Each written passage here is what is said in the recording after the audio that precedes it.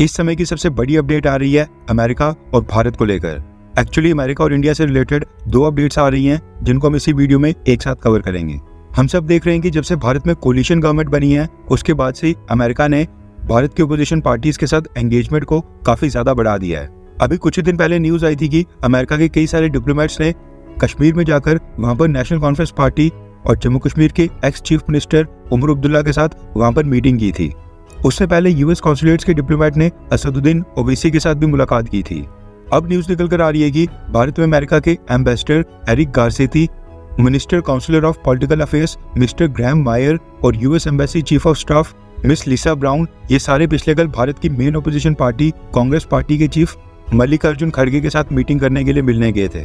और कांग्रेस पार्टी के साथ इन्होंने कई घंटों की मीटिंग की। नई सरकार बनने के बाद से देखा जा रहा है कि अमेरिका और कुछ वेस्टर्न देशों ने ओपोजिशन पार्टीज और कोलिशन गवर्नमेंट में बीजेपी की सहयोगी पार्टीज के साथ मीटिंग्स और एंगेजमेंट काफी ज्यादा बढ़ा दी है। वो भी ऐसे समय में जब हम बांग्लादेश में देख चुके हैं कि जब अमेरिका ओपोजिशन पार्टीज के साथ एंगेजमेंट बढ़ाता है तो उसका क्या नतीजा निकलता है। हालांकि बांग्लादेश वाली चीज भारत में रिपीट करना नेक्स्ट टू इम्पॉसिबल है, लेकिन अमेरिका जो ये काम कर रहा है उसे साफ नजर आ रहा है कि ओपोजिशन पार्टीज के साथ एंगेजमेंट इसलिए बढ़ाई जा रही है ताकि अगर कल को भारत में सरकार गिरती है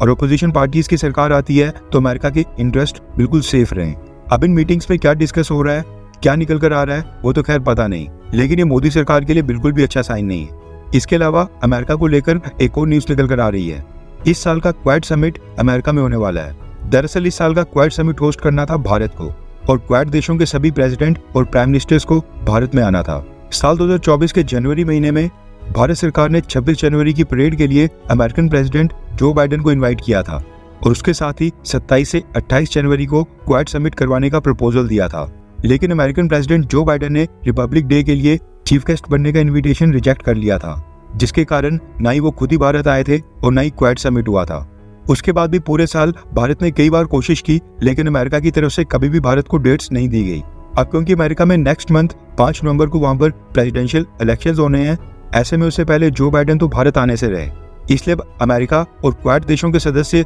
ये सब कोशिश कर रहे हैं कि इस साल का जो क्वाड समिट है वो अमेरिका में ही हो जाए, क्योंकि यूएन जनरल असेंबली के लिए तो भारत, ऑस्ट्रेलिया और जापान के प्राइम मिनिस्टर्स ने अमेरिका आना ही है और अमेरिकन प्रेसिडेंट जो बाइडेन भी वहीं पर प्रेजेंट होंगे। इसलिए चारों देशों के लीडर्स वहां पर रुककर साइडलाइंस के ऊपर एक क्वाड समिट भी अटेंड कर लें, ताकि ऐसा नहीं हो कि ये साल बिना क्वाड समिट के ही चला जाए। लेकिन इन सब में भारत का क्या रुख रहता है वो भी सामने निकल कर नहीं आया है। आखिरकार इस साल का क्वाड समिट भारत को होस्ट करना था। अब अमेरिका क्या चाहता है, क्वाड को साइडलाइन करके अमेरिका भारत या फिर चाइना को क्या सिग्नल दे रहा है,